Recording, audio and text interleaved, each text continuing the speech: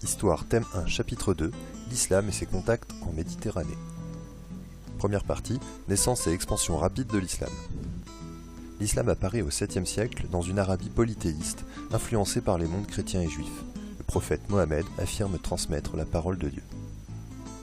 Ces paroles révélées sont transmises par le Coran, le livre sacré des musulmans. Il donne les règles de la vie en société pour cette époque. Dès son origine, l'islam s'étend rapidement par la conquête en Arabie, puis en Afrique et en Asie. Les successeurs du prophète sont appelés califes. Ils sont les chefs religieux et politiques des musulmans et dirigent au 8e et 9e siècle un empire immense. Deuxième partie, une nouvelle civilisation. Les califes dirigent un territoire immense, peuplé de populations diverses. Ils utilisent les villes comme des centres du pouvoir dans lesquels les émirs exercent l'autorité. Les villes, centres du pouvoir, s'organisent autour de monuments comme la grande mosquée, le souk, la citadelle ou les palais de l'émir. Les musulmans enrichissent les sciences apprises au contact des Byzantins, des Indiens et des Chinois. Les savants musulmans accomplissent d'importants progrès en mathématiques, en astronomie, en géographie ou en médecine.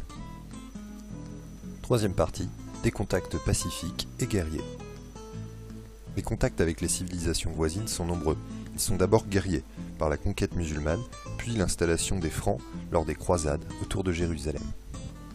Les épisodes guerriers n'empêchent pas le développement d'un commerce important.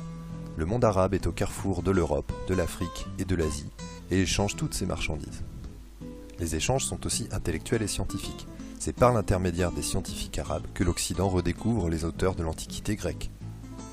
En résumé, que retenir de l'islam et de ses contacts avec les autres civilisations? L'islam est une religion nouvelle qui s'étend rapidement et qui place sous l'autorité des califes un territoire immense.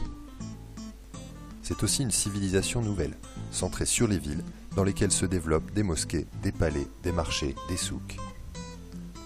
Enfin, c'est une civilisation en contact avec le monde chrétien, les échanges sont commerciaux et culturels, mais aussi militaires avec de nombreux conflits.